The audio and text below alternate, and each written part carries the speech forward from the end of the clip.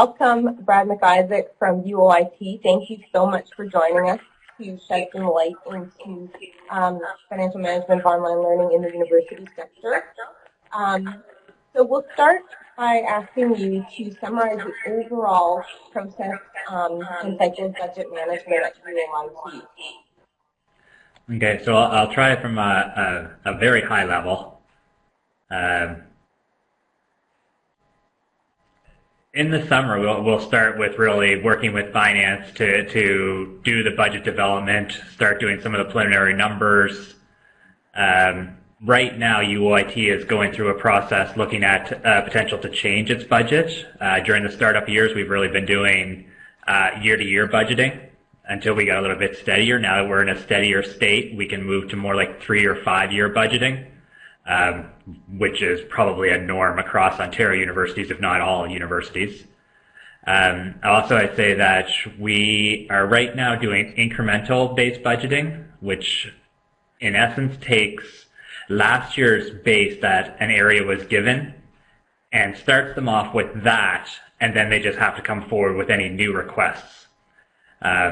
So this year we're doing a little bit different, and we're asking them to, almost like a zero-based approach, reestablish their base, talk to them a little bit about, you've continuously taken these incremental increases.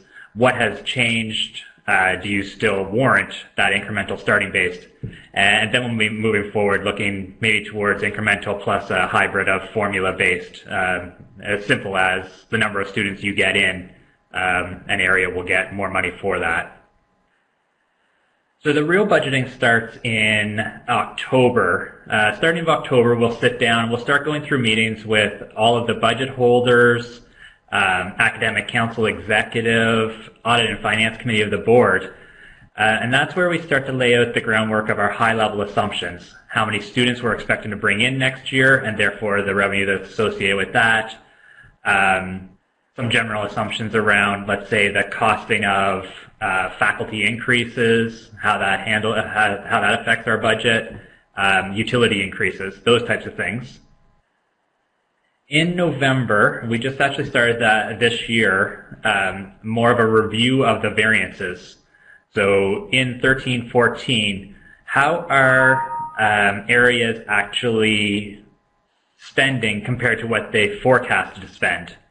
And that really helps in incremental budgeting because you get to see if people are on track to spend what they said that they would. If they're not, we can readjust as needed. I.e., let's say a number of areas were off and we had $2 million we would be able to in year redistribute. Or if there was some kind of unexpected thing happening, let's say a capital project went over, we would have time to either draw on our contingencies or look elsewhere.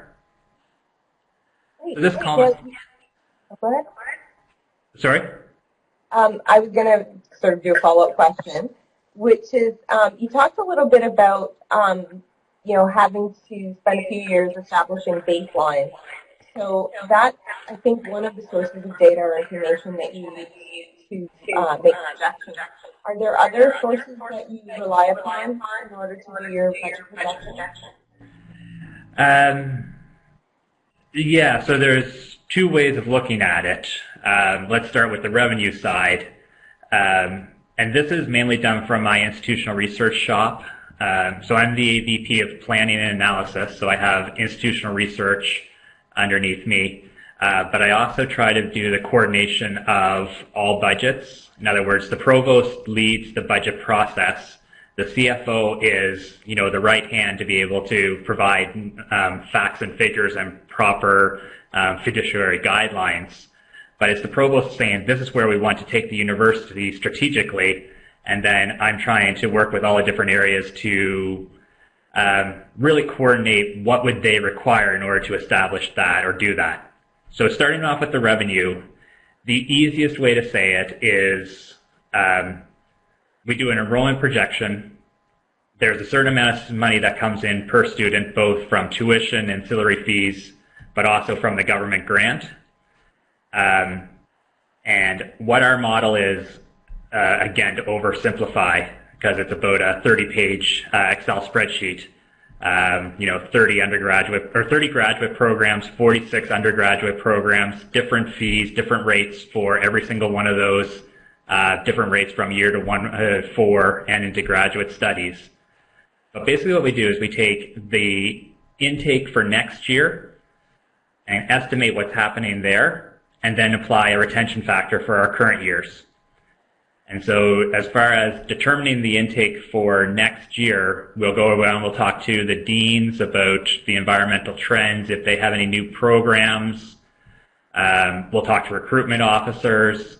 And really it's for me to politically also look at what the ministry is doing to find out if they're actually going to continue to fund us for seats above what our target is. So back before the double cohort, there was actually, it's called a corridor. You were only able to bring in students within a certain amount. Since double cohort, though, we've been in such a growth mode. They've just been saying, okay, go ahead and grow, and during the year we'll tell you if we have enough money, which is not the best for planning's sake.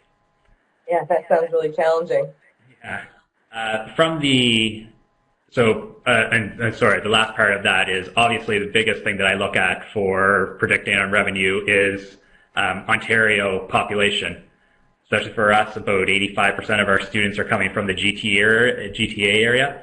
I will look at really what's happening with the population, the participation rates, and the immigration rate plays a heavy role.